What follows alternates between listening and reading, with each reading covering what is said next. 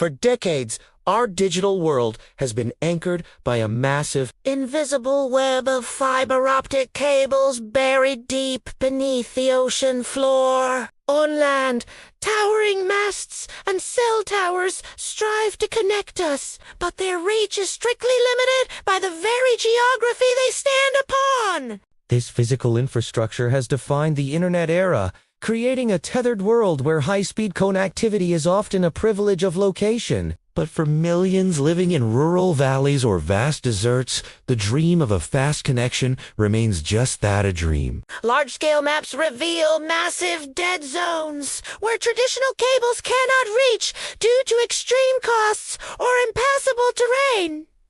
However, the solution isn't found on the ground anymore. It's being launched into the heavens above us. We are witnessing the rise of satellite constellations, thousands of small devices orbiting just hundreds of miles above the Earth's surface. In low Earth orbit, these satellites unfold their solar panels, catching the sun's rays to power a new kind of global network. Unlike traditional satellites that sit far away, these constellations communicate with each other using advanced laser interlinks. Data packets no longer need to travel through thousands of miles of glass fiber. They can now hop across the vacuum of space at light speed. This proximity to Earth drastically reduces latency. While old satellites cause significant delays, this new tech is fast enough for real-time gaming.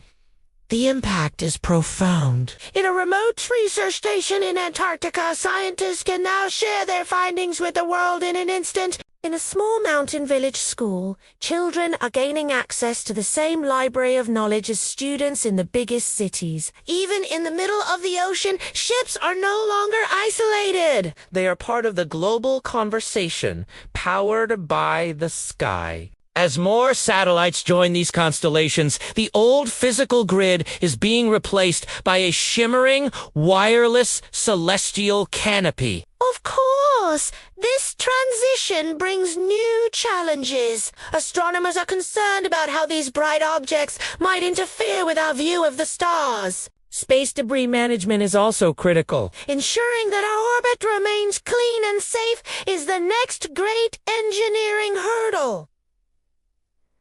Despite these hurdles, the trajectory is clear. We are moving toward a future where dead zones simply no longer exist. The internet is no longer just something beneath our feet. It is now something above our heads, connecting every corner of our planet.